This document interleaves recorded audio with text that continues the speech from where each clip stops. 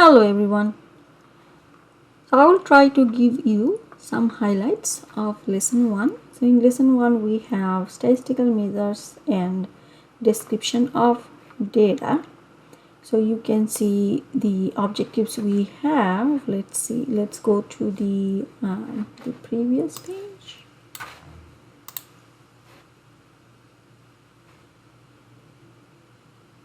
Okay.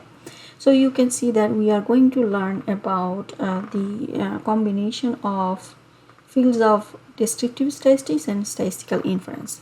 But before we do that, we want to know what is actually the statistics we are going to learn in this course, and then what are the areas of statistics we are going to learn in this course. So what we are saying is that what is the subject of statistics, what we are doing in here, what we are going to learn. So in statistics, we actually study the methods for collecting, organizing, analyzing, interpreting, and presenting a data set. So statistics could include planning of data collection in terms of, let's say, design of survey or experiments. Or statistics can be divided into, as I mentioned later on, let's show you descriptive and inferential statistics. So I will go through them later.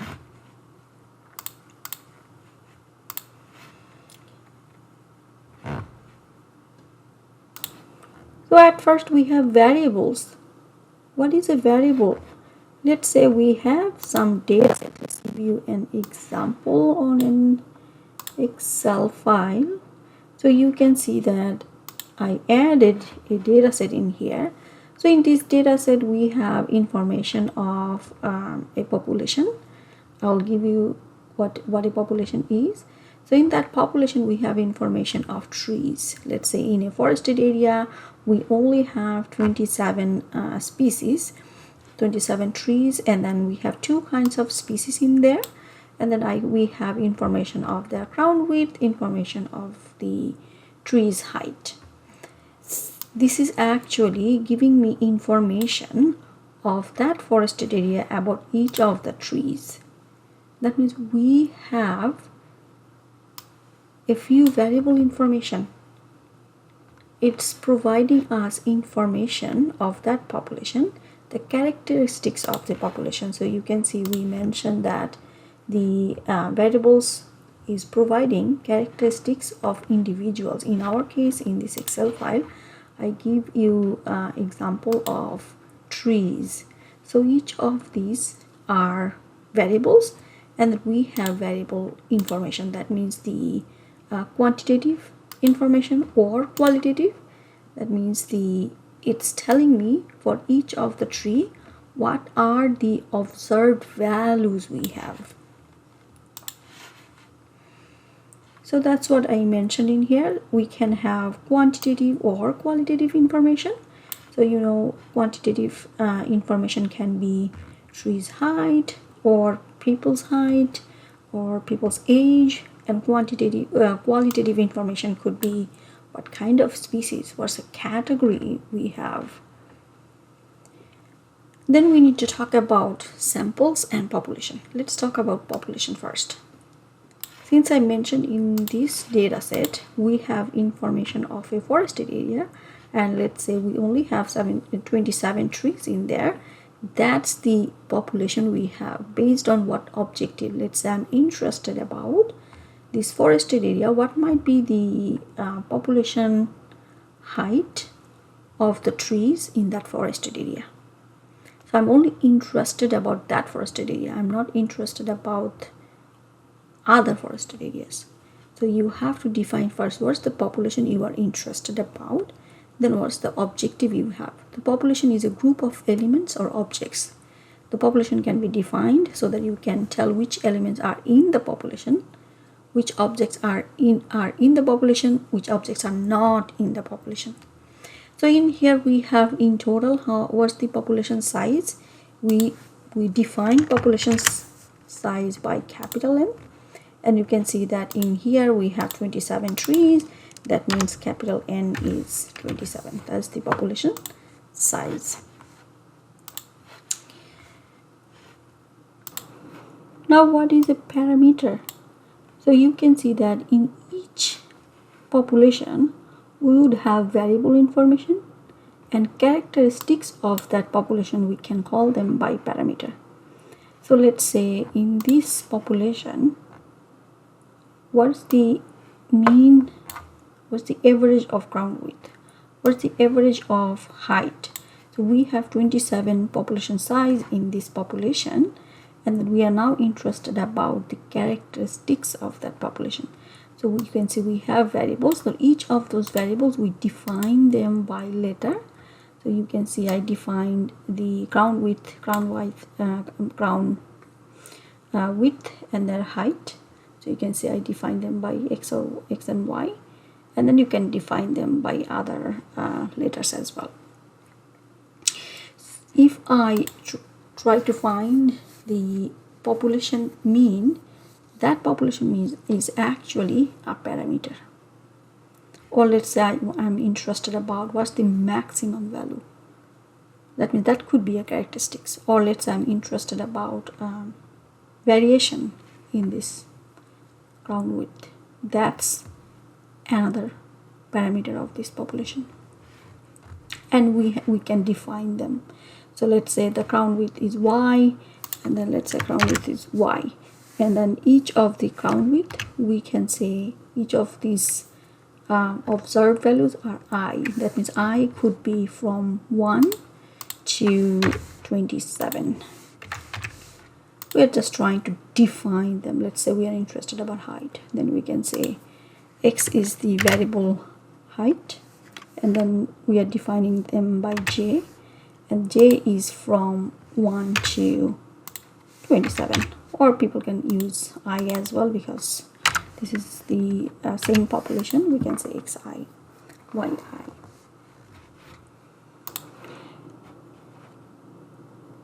Sometimes it's not possible to get all the information from our population. Let's say we have millions or billion observed values, or the values we have, or the let's say I'm interested about forested area all over Canada. It's impossible to get information of all trees. Then what we do, we try to actually take a subset of a population. Then we try to calculate what might be the average if we are interested about the average. Then we try to see if it is a representative of the population, and what might be the characteristics in the population. That means we are using the sample, but we are trying to see what might happen in the population. We don't know the population. We only know let's say we know the geographical area, but we don't have observed values of each of those trees. That's what we call the subset of those population. We call the sample. So that means previously we said we could have parameter from the population. When it comes to the sample, then we define them, each of the characteristics we define them by statistic. That's what we call. Let's say from this data set I collected 10 samples. Let's say randomly I collected 10 samples. From that sample I can get mean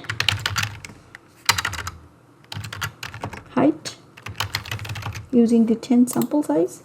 So sample size we define by small n. Sample size is 10, and then let's say we can find mean height of the these sample sizes. Let's say the mean height is, I'm just saying, 175. So that's using the sample. So this is actually statistics. That means the sample mean, we can call them as statistic. Whenever it comes to the population, let's say we are going to get the everything, all the values within our population, everything, all the trees, then we would get population mean, and then you can find the mean. Let's say population mean height, and then population mean height, let's say you can find the average. The population mean height is 169.462. That means it's not exactly what we found in the sample, but we can say it's pretty close. And then it's about 170, but we found in the sample it's 175. So this is actually the sample mean, and this is population mean. This is the population mean is the parameter. When it comes to the sample, that's the statistic.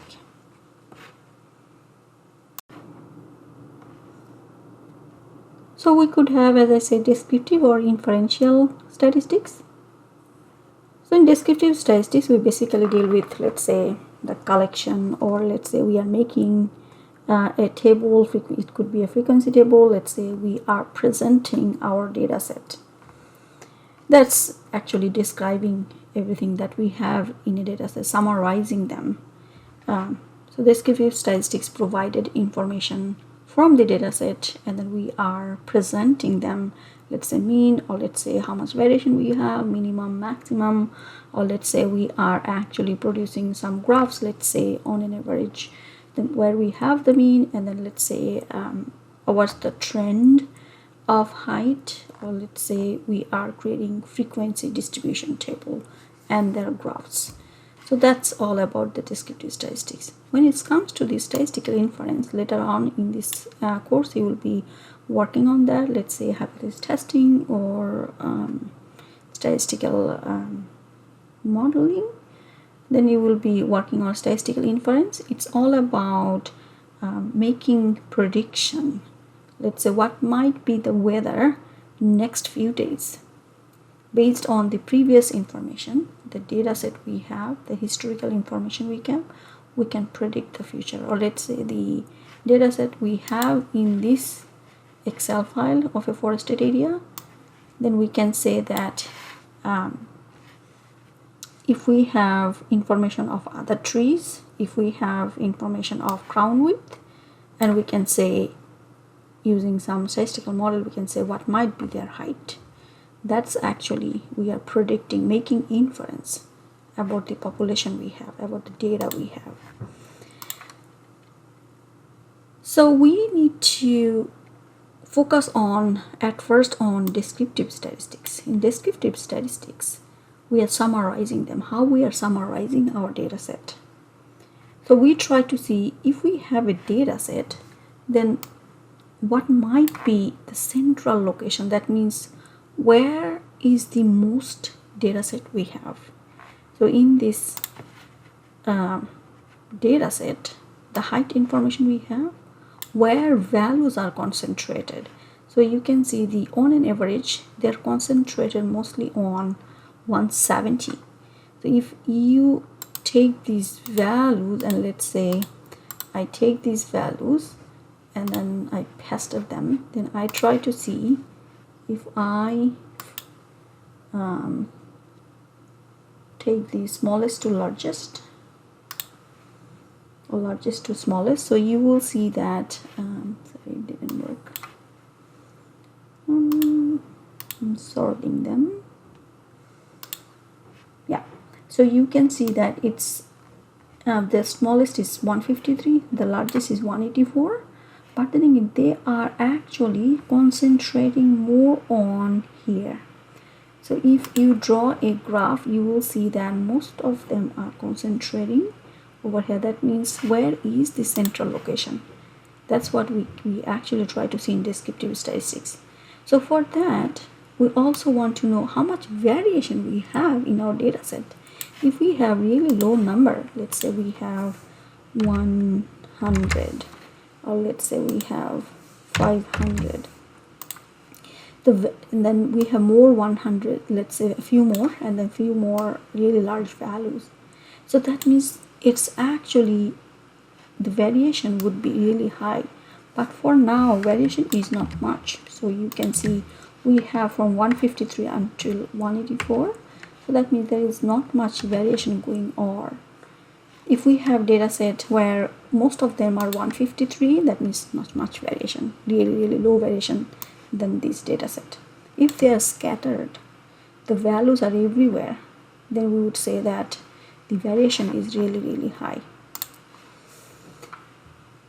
So to measure the central location, we use few central location characteristics that we can actually find. Most commonly measure of central location are mean, median and mode. Those are the population parameters. If we use the sample, then we would say those are the statistic. So in the mean, median and mode, you will also find them in the textbook. Maybe section number would be a little bit different based on your textbook version. So over here you can see that for the population, we define them by mu. And then sometimes you will see that people are using some mu of which variable. Let's say mu of variable height. Height could be defined by x or y. And then over here we are using the summation. That means sum of all the values we have. Let's say tree is height. From where to where? Since it's a population, we are going to use from value 1 up to observed value 27 I showed you in the data set, and we are going to sum all of them, and then we have to divide by what's the population size. When it comes to sample mean, we replace everything by sample. You can see that the symbol actually changed. So the symbol is small x, or it could be small y, based on what's the symbol you used. People usually use x, y, z. So you can see it's from sample size 1 up to sample size small n, and as we use in the data set, it could be sample size 10. Sometimes we use weights. So you will see that whenever we are working on frequency distribution table, then we actually use the group data set and then we weight them. So if we have weights based on the population we have, based on the assigned weight we have, we can give them weights and then we can actually sum the weights. So I'll talk more about it whenever it comes to the frequency distribution table or group data set. Median is the middle value, is arranged. Let's say we actually have the values from 1 to 10. So in the middle we would have two values because it's even.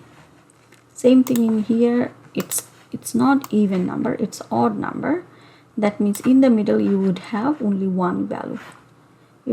Then what's the variable we are interested in? Let's say we are interested in height, and then if we arrange them from smallest to largest, there would be one mid value. But if it is even number, then we would have two values and we have to take the average of those two values. If it is odd number, then we would have one value. That would be our median. How about the mode, where we have the most frequent observation? We could have few modes in the data, or we could have none. So let's say in this data set, the data set we have, let's say over here 158 came 3 times. This is one mode. Also that means we have another mode 164, and then you can see there is no more. So that means we have two modes. If you draw a graph, then you will see that you have two peaks in there, or maybe not, because sometimes it doesn't show up, or it does. But then again, from the data set we can definitely see there are two modes in this data set. You can read about the textbook. We have much more examples in there, and then ask me during the Q&A session. How about the measure of variation? As I said, we could have low variation, we could higher variation, but how we can quantify them? That means on an average, how much variation we have So all you need to do, you can calculate how much variation we have in the data set. That means on an average how much variation is going on. So you can see that we can use each observed values minus the population mean we have, square them, that means each of the values we have to do that, and then divided by the population size. When it comes to the sample, then you can replace what we had in the population, replaced by say samples. But you can see that we have to divide by n minus 1. To avoid sample variance underestimating population variance, we actually use this sample size minus 1 whenever it comes to the sample variance. So symbol for population variance is sigma square, but when it's come to the sample, we have to use s square. These are the ones we always use. You cannot use other symbols. The shorter version of, you can see, of this equation is here. That means you can take square of all the values, sum them, and then you can actually sum the values, take the square, divide by sample size, and then all divided by the sample size minus 1. That's what we call the sample variance. But whenever we take the square root, then we call it standard deviation. So standard deviation is exactly what we have in the data set. Let's say data set is height. So the data set is height. We are calculating them in centimeter. Then the standard deviation will be in centimeter. So when it's come to the variance, sample variance, then it will be centimeter square. That means on an average, how much variation we have, we can say we calculate using the sample variance, and we can find the standard deviation. So for calculating sample variance, sample standard deviation, or population variance, population's standard deviation, if you want, you can use the calculator or you can use Excel. But during the exam, it would be better if you use a calculator, because in the responders lockdown browser, it may not allow you to use other software. Just to make it easy, I'm showing you in side by side in Excel. So we have some relationship between mean and standard deviation. So let's say we, using our data set, the height value we have, let's say we found the how many values we have. Let's say we have the frequency on this side, and then we have the height values, or we can say we can use the symbol. My drawing is not that good.